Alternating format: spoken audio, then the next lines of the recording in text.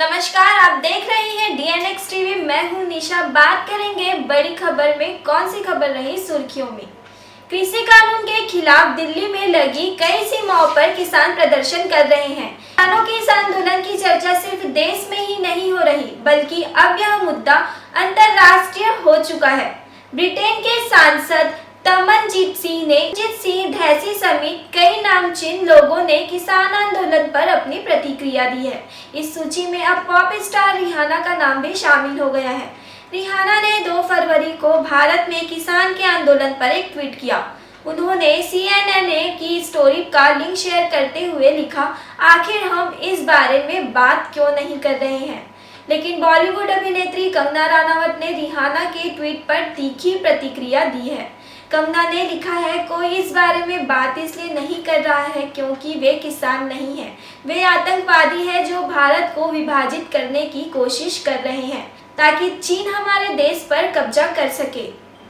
देश में कोरोना संक्रमण की रफ्तार लगातार धीमी पड़ती जा रही है और कोरोना मुक्त होने वालों की संख्या में निरंतर इजाफे से रिकवरी दर बढ़कर 97% पर आ गई है। वहीं सक्रिय मामलों में गिरावट का सिलसिला जारी है।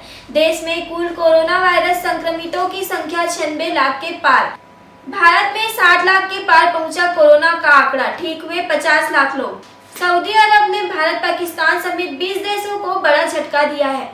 सऊदी अरब की सरकार ने मंगलवार को इन देशों से लोगों के आने जाने पर प्रतिबंध लगा दिया।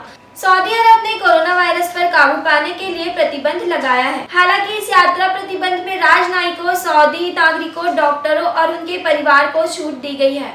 सऊदी अरब के इस प्रतिबंध से कई भारतीय प्रभावित हो सकते हैं जो सऊदी अरब में काम करते हैं।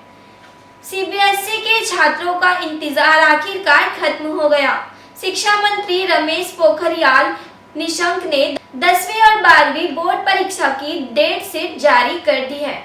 छात्र CBSE बोर्ड परीक्षा की डेट शीट बोर्ड की आधिकारिक वेबसाइट cbse.government.in से भी देखकर उसे डाउनलोड कर सकते हैं। बजट के बाद लगातार दूसरे दिन बाजार में शानदार तेजी देखने को मिली है। आज BSE के प्रमुख इंडेक्स सेंसेक्स ने एक बार फिर 50,000 के आंकड़ों को पार कर लिया है।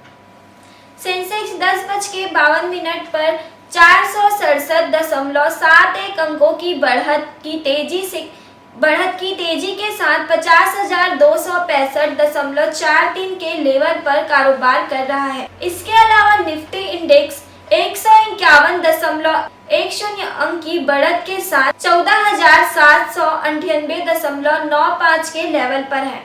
आज के सत्र में बैंकिंग, फाइनेंस सर्विसेज, ऑटो शेयरों में अच्छी खरीदारी देखने को मिल रही है।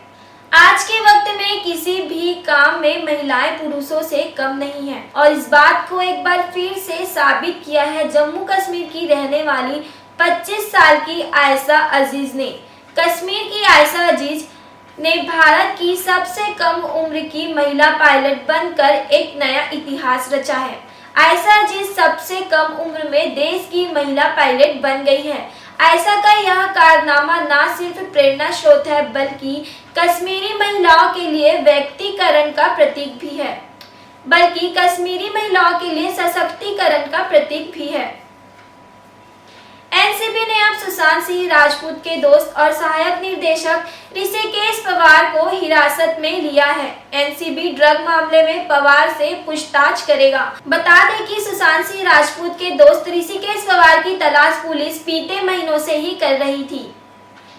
एक्ट्रेस डांसर राखी सावंत ने बिग बॉस 14 में अपने एंटरटेनमेंट से दर्शकों की नजर अपनी ओर खींची है। इसके साथ ही शो में एंट्री लेने के बाद उन्होंने अपनी पर्सनल लाइफ के बारे में भी जनता को बताया है। समय के साथ राखी सावंत एक के बाद एक खुलासे कर रही है। हाल ही में एक एपिसोड ने राखी सावंत ने पति रितेश संग शादी को लेकर एक चौंकाने वाला खुलासा किया। राहुल वैद्य के सामने राखी सावंत पति रितेश संग शादी को लेकर बात करते करते रोने लगती है। यह बताती है कि रितेश पहले से ही शादीशुदा इंसान था और उसका एक बच्चा भी था। इसके बारे में राखी को रितेश संग शादी होने के बाद पता चला। सबसे बड़ा सीक्रेट बताते हुए राखी राहुल वैद्य के सामने फुट फुट कर रोने लगती है।